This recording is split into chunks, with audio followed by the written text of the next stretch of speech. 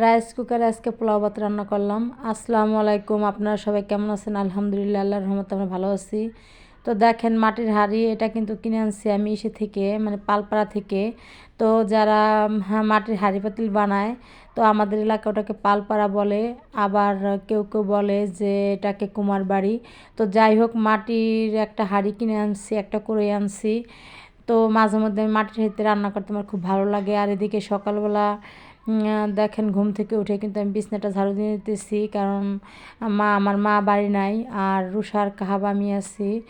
তো এটা দেখেন আমাদের নামাজের চৌকি। তো আপনি গ্রামের ভিতরে যতই করেন, নামাজ এদিক সেদিক না পড়ে প্রতিটা ঘরে ঘরে এরকম ছোট্ট করে একটা চৌকি বানানো থাকে নামাজ পড়ার জন্য। তো এদিকে কিন্তু দুইটা বিছনা আমার গোছানো হয়ে গেছে, আর এদিকে আমার রুমে চলে আসছি। তো আমার রুম কিন্তু পুরো একটা এলোমেলো দেখেন, কারণ রুষার কাহাব খুব ডিস্টার্ব করে, রুমে যা পায় তাই এলোমেলো করে রাখে।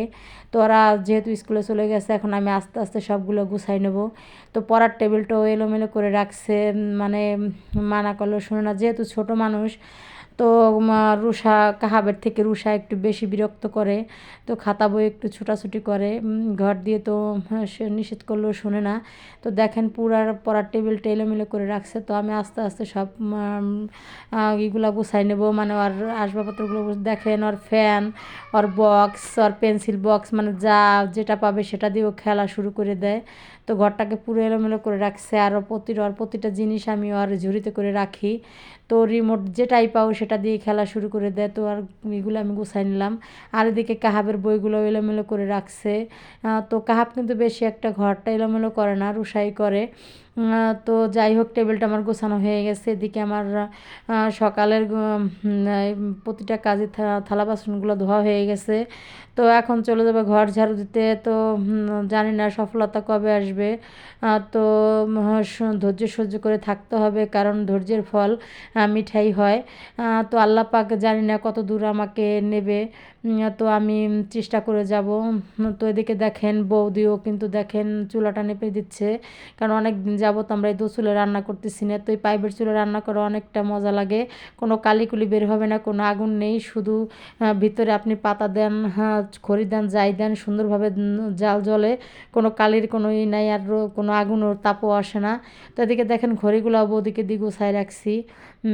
আর মুরগি, যেহেতু শীত পড়ছে, তো এখন কিছুদিন পরে মুরগি কিনবো, কারণ শীতের ভিতরে মুরগি বেশি একটা বাঁচে না। তো এদিকেও দেখেন উঠানটাও ঝাড়ু দিয়ে নিলাম।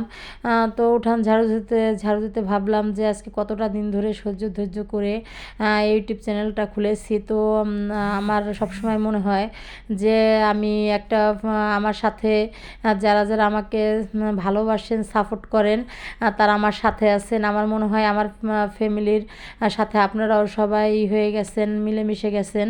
তো আপনাদের ভালোবাসা আমি সব সময় চাই। আমি চাই আপনারা সবাই আমাকে সাপোর্ট করবেন, আমাকে ভালোবাসা দিবেন।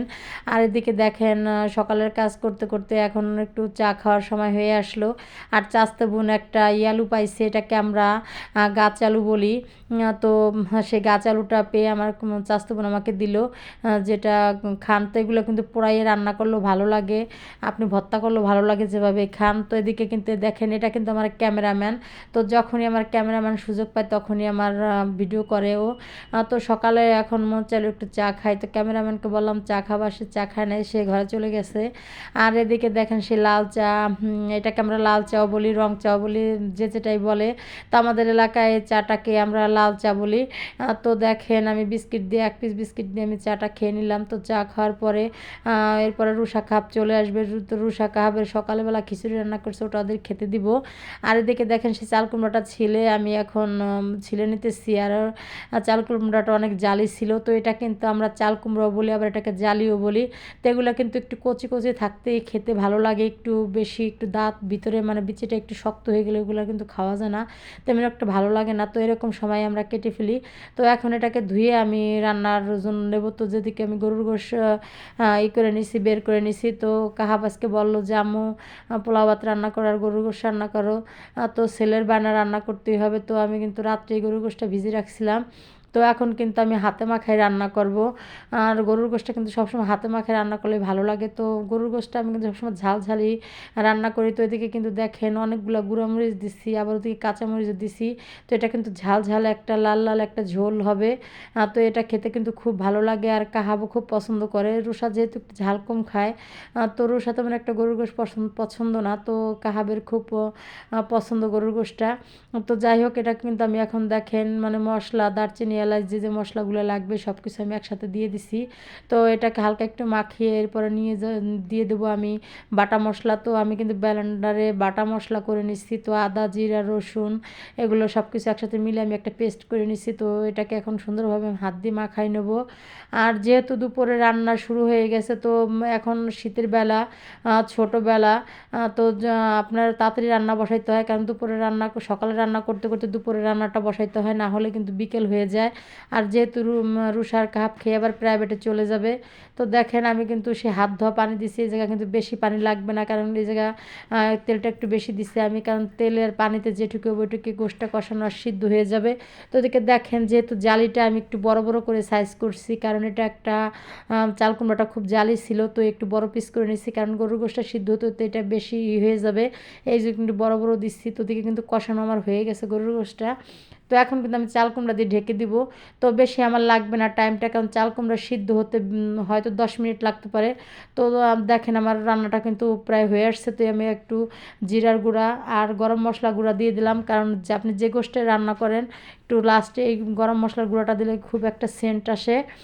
তো যাই হোক, গরুর গোশত আমার হয়ে গেছে। তো এখন আমি পোলার চালটা নিয়ে নিছি। তো পোলার চালটা কিন্তু আমি একটু ঝেড়ে সুন্দরভাবে পরিষ্কার করে নিব। আর এদিকে দেখেন সে আমার পোলাওবারটা কিন্তু হয়ে গেছে। পোলাওবারটা কিন্তু হতে বেশি দেরি লাগে না। তো রাইস কুকারে পোলাওবারটা কিন্তু অনেক সুন্দর হয়, আর খেতেও কিন্তু বেশ লাগে। তো যেহেতু এই জায়গায় পোলাওবারটা রান্না করছি রাইস কুকারে, তো এই জায়গায় হালকা একটু ঘি দিতে হবে, কারণ ঘি না দিলে কিন্তু পোলাও ভাতের কোনো আসবে না, ভালোই লাগবে না। তো যাই হোক, আপনারা সবাই ভালো থাকবেন, আমাদের জন্য দোয়া করবেন। আল্লাহ হাফেজ।